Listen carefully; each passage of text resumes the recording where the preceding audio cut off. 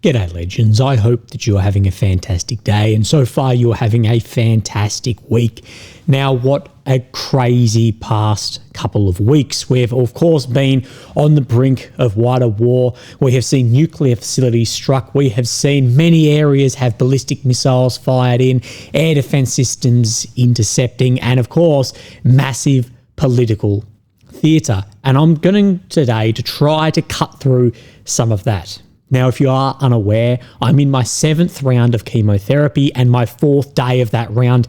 I need to get this video done to go into the chemo infusion room, get some fluids, get some drugs, come back out, and then I'll do my Ukraine update. So I'll have an update later because I don't know in the next days if I'll be able to do anything.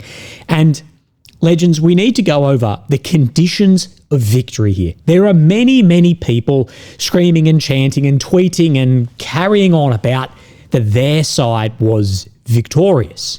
But from the very start of this, we said that there are very, very high conditions for Israel to walk away from this victorious, and they are gambling here. So today we're going to go for a more nuanced view, actually explain how regimes and war like this can have the opposite of how it looks a long way down the track, especially with the regime still being in power, the weapons that have been used, and we'll go over what actually is the damage to that Fordow nuclear facility, as even before this started, before we saw the first Israeli bombs dropped, you and I spoke about Fordow and the difficulty in actually destroying that facility. Of course, we'll look at what Trump has said. So I want to step back in time just a little bit to a couple of slides that I have shared with you previously. Now, of course, this slide here, you may have seen it before, but of course, the beautiful B-2 Spirit bomber. But what I said was that Israel sat at the high roller table and they went all in with a poor hand. That poor hand being they knew they did not have the resources, the weapons, the bombers to actually destroy these facilities. And this gamble was that their partner in a game of 500 would come in and would destroy them. That partner being the US. So the gamble was on, we will start something of which we cannot completely win, but the US will come in and help us out, regardless of how unpopular it may be for the US, both domestically and internationally. I said that this was a large gamble. Now, it appears that the US did not really hesitate. 8 days, 9 days later, we saw them drop then mass ordnance penetrators and, of course, tomahawks from submarines, using their largest strategic assets of stealth and sub. But as I said at the time, you can never judge the success while there is still literally dust in the sky. And what I have said again and again, for Iran to walk away with a victory, it just needs to survive. What it needed to survive was the regime stays intact, their nuclear facilities remain even partially intact, and for Israel to have a victory. And as they stated too, I don't give a shit if Netanyahu's walking around saying we achieved our goals. No, you didn't. Your stated goals were all the nuclear facilities gone. There's a huge question mark over that at the moment. We'll explain that. We'll explain why I've said from the very beginning I question mark that, as well as regime change, which no, it does not appear that that has changed at all. If anything, it actually appears that there is more support for that regime. Regardless of how radical it is, it seems like there's more support for that regime than ever. The domestic unrest was significantly less in Iran than I thought that it would have been if you asked me before the war. So that was the conditions of victory that we laid out from actually before day one. And this isn't only for Fordow, Natanz and Isfahan, it's the ones that are currently under construction too. Now, some people don't know where are. Maybe Mossad know, maybe the CIA know, but publicly there are some that are reportedly deeper that are unknown but are still under construction. So it is very, very difficult. And what we said was if those goals, those two goals, the primary goals, that have not been achieved, of completely destroying, so that one's a question mark, I'll say, but the regime still stands. If they are not achieved, what it will do is, of course, incentivize not only Iran, but its partners too, and then say, well, this is the reason why we need these facilities and these weapon systems. So this is what I've said, is this was always going to be very difficult. And at the time I said the likelihood of this working only through a strategic air campaign, I believe, is low, but it's finished very quickly. We'll go over maybe why has Israel signed off on this. Again, another slide here. Oh, actually, I need to say in the beginning, thank you those behind the scenes who have actually helped me out on this. I really appreciate your experience, your effort, your time, and speaking to me on this. Now, the perspective I've seen out of the mainstream, but I think many are coming back onto this from a friend. This appears to be a move by Trump to appease allies and respond to pressure from the neoconservative and Israeli lobby, while positioning himself later to wash his hands on the outcome and walk away clean. That the action taken is enough to satisfy the key players here in that key areas of pressure. So it's enough for that, but not so much that it sticks to him or involvement in a war later. So it's enough to make people happy. And we saw how happy Bibi Netanyahu was following those B-2 strikes, and how happy AIPAC and all this would have been in the States and all that pressure. But realistically, well, let's wait and see. So what we know so far, let's just talk about Fordau. This is the most important one. It was a minimum of 80 metres below limestone and dolomite.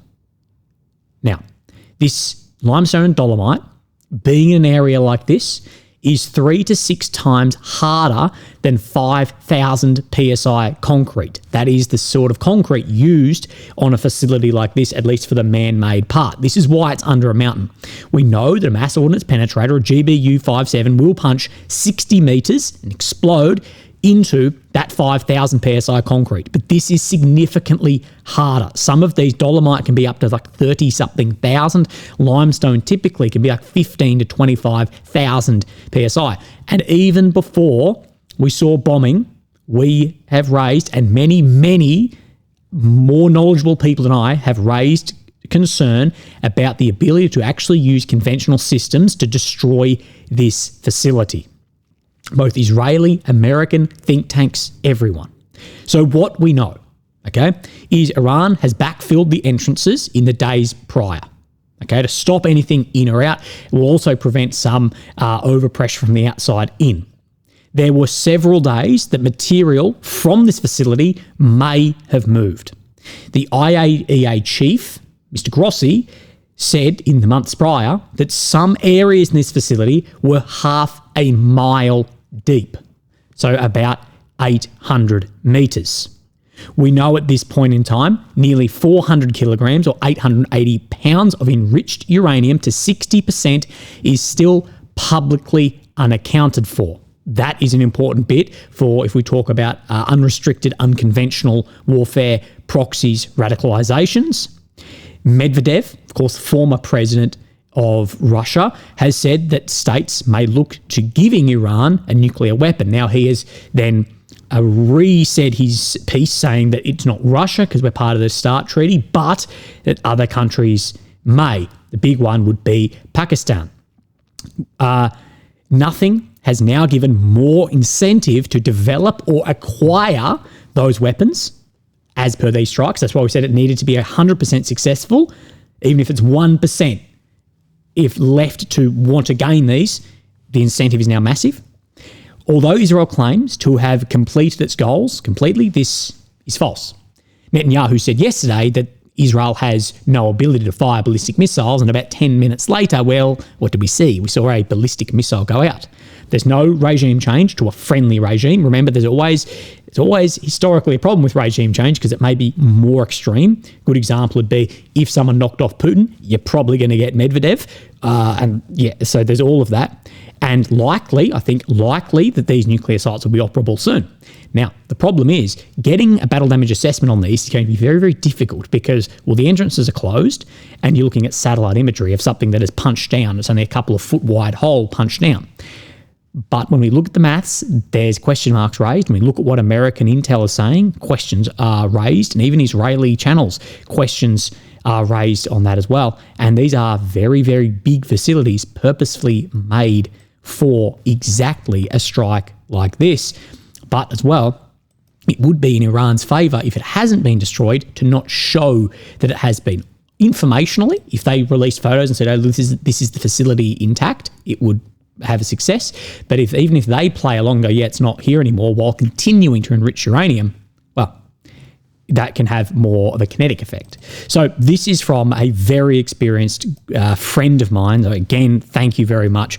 Much more knowledgeable, much more experienced, worked in all sorts of different areas. From Karl von Clausewitz's On War. War is not merely a political act, but a real political instrument, a continuation of political intercourse, a carrying out of the same by other means. That is to say, war is one means of political intercourse, characterised by military force to accomplish political ends.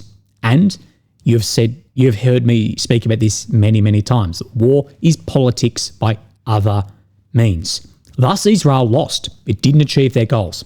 They didn't detect anything, relied on USAF recon aircraft and satellites. There's 400 kilograms of enriched uranium missing. So instead of having IAEA inspectors, now have potentially a secret program. So this is missing, and the detection we're talking about is extra radiological detection in the area we don't have.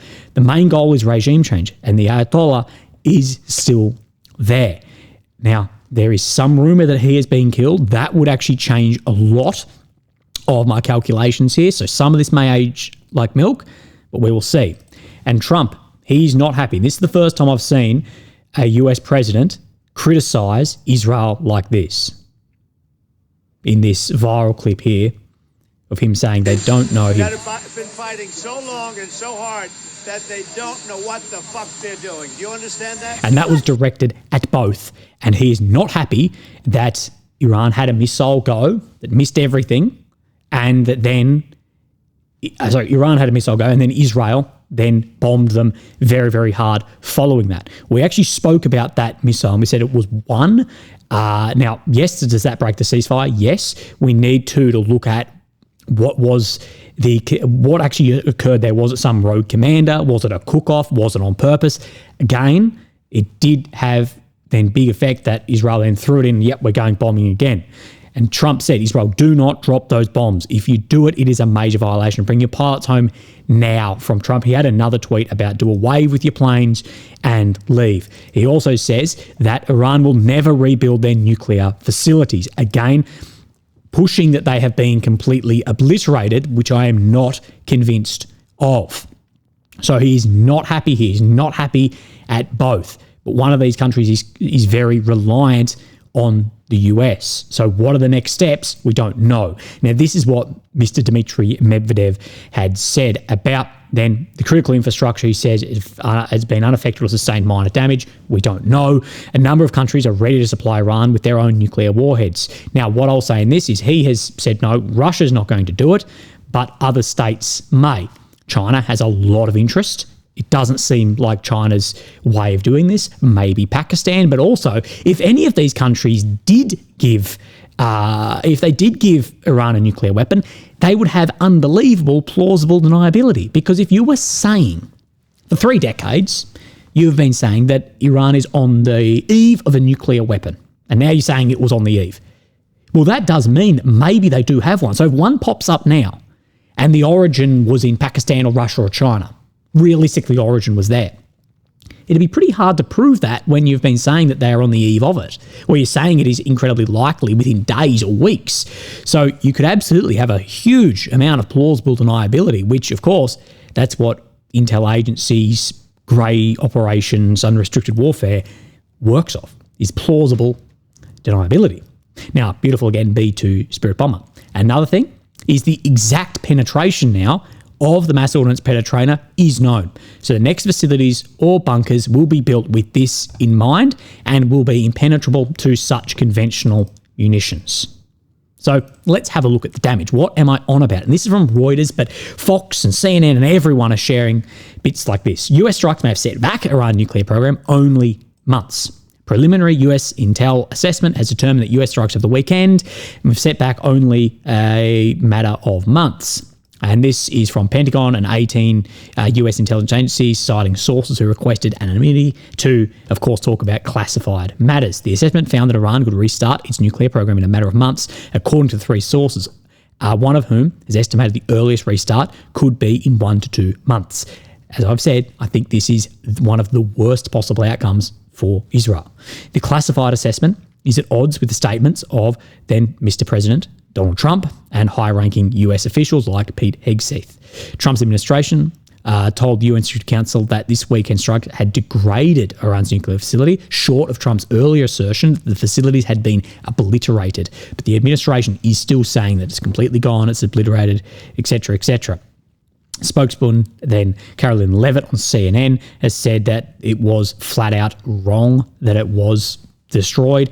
Everyone knows, well, when you drop 14, 30,000 pound bombs directly on their targets, total obliteration.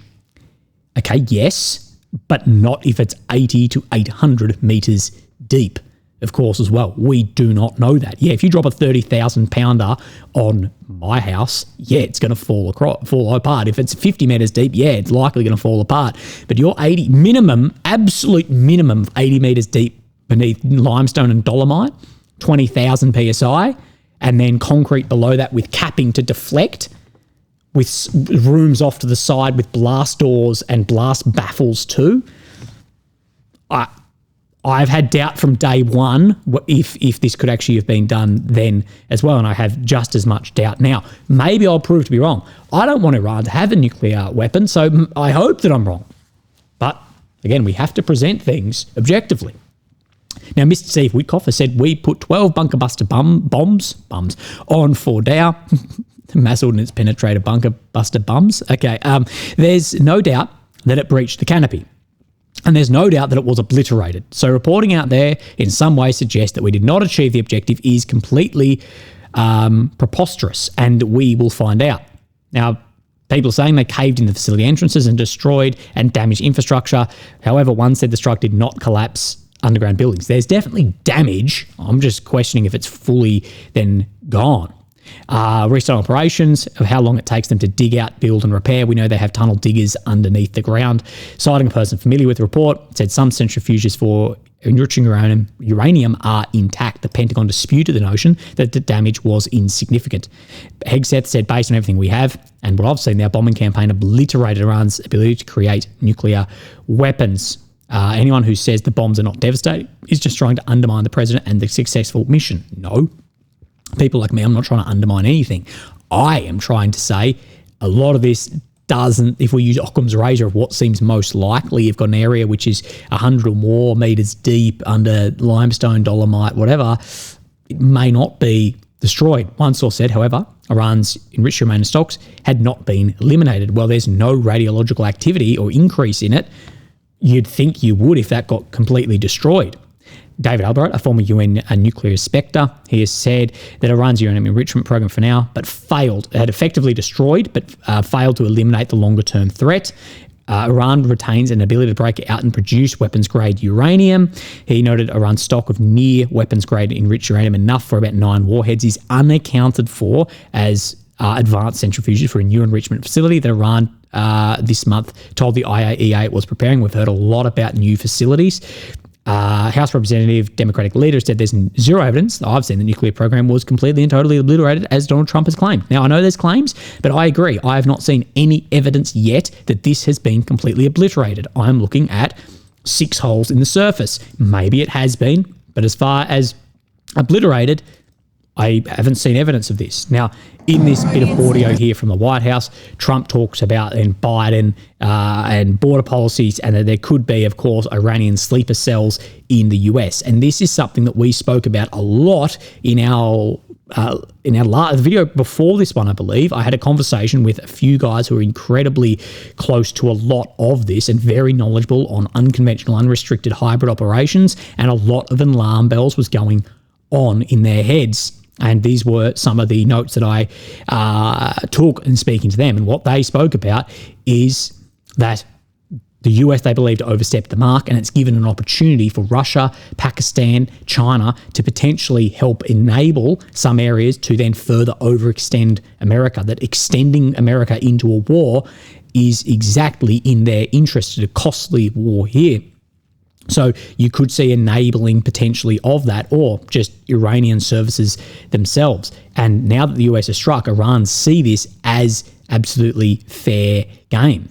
And now that you've said they're so close to it, again, it's that plausible deniability that it could be a weapon given. We saw the success of Operation Spiderweb. We know US strategic aircraft were used in the Operation Midnight against Iran, and we could see enabling of an operation like that against all the B-52 bombers or whatever just sitting around on American airfields. It could obviously happen, and use the example too of, yes, it's carried out by X cell, but it can be enabled by a lot behind the scenes for optics. And Iran is finding out that their Israeli air defense is very, very good. So their return on investment of those missiles is low. So we can see them go potentially in a more unconventional, unrestricted way of warfare. And I spoke to someone over the past couple of days who said, well, what if they just put 400 kilograms of uranium in 60% in a missile or in a car as a bomb or something unconventional, almost terror action like that? How does that actually go? China, Russia, they'll get some information out of this as well, and then spoke about the problems in Israel too. If this wasn't completely a success in the amount of air defenses that has been used. So I can't see why Israel signed off on this without the US being like, you're getting nothing more. We'll go over that in a sec. This was a good conclusion here that I want to speak to. I think it gets a lot right, but there's a few things I will speak about. And Monitor X says, what was the reason Iran agreed to the ceasefire? And did Israel win? In the opening strike, due to a combination of widespread internal sabotage and extensive Israeli airstrikes, most of Iran's long, medium-range air defences were wiped out.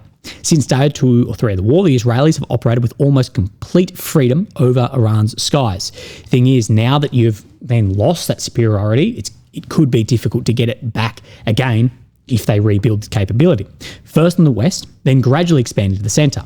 We saw even UAVs, drones, operating quite freely at some point, a telltale sign that something is truly wrong. This matter of air superiority is key to understanding the missile situation.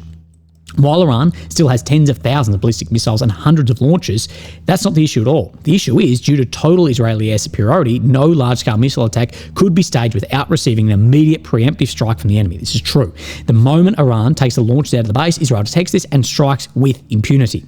This forced Iran to carry out smaller hit-and-run tactics using older long-range missiles from bases in the centre and the east, and unfortunately Iran's capability to respond in large volumes gradually declined. And we saw that. We saw the initial ones of dozens and then down to singles at points. In these circumstances, realistically, a war cannot be maintained. Since the first few days, real deterrence was already gone, despite some periodic strikes on less than relevant targets, with the notable exception of these 2 areas. But we did see also that more missiles were getting through on that percentage through that air defence. So we do see an attrition of ability to fire, but also ability to intercept. Militarily speaking, Israel is the clear winner. But again, military is just a tool of politics, as we went over from Karl von Clausewitz in the beginning. And there is no sugarcoating this. However, politically, Israel lost. And I agree with that. The Israelis did not achieve most of their main objectives. The Islamic Republic still stands. Iran's nuclear program still has a future. And the martyred commanders will or have been replaced. Again, this is like I'll talk about in Afghanistan. The Soviets, or the coalition in Afghanistan, didn't lose any battles, basically. Basically didn't lose any battles. Militarily, we smoked it.